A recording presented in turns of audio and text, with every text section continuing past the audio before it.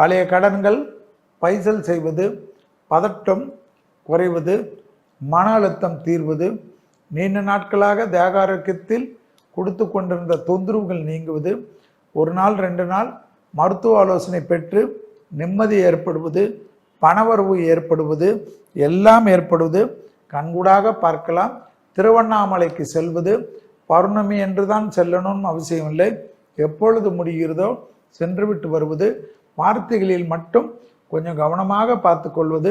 வயிற்றில் ஜீரண கோளாறுகள் அதிகரித்தால் தேவையற்ற மனக்குழப்பம், தேவையற்ற சங்கடங்கள் வந்துவிடும் என்பதை ஞாபகத்தில் வைத்துக் கொள்ளுங்கள்.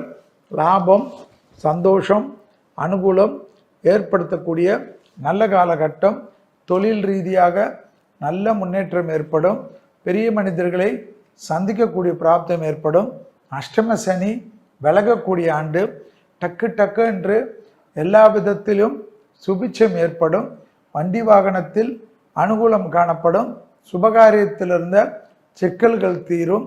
டப்பென்று பிள்ளைகள் விஷயத்தில் நீண்ட நாட்களாக இருந்த சங்கடங்கள் குறையும்.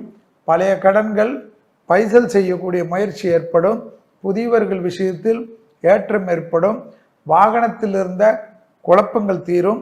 பெரிய மனிதர்களை சந்திக்கக்கூடிய பிராப்தம் ஏற்படும். எதிர்பார்க்காத நல்ல விஷயங்கள் ஒன்றன் பின் ஒன்றாக நடப்பது சுபிட்சமோ சுபிட்சம், ஏற்றமோ ஏற்றம் ஏற்படக்கூடிய அனுகூலமான காலகட்டம் என்பதை ஞாபகத்தில் வைத்துக் கொள்ளுங்கள்.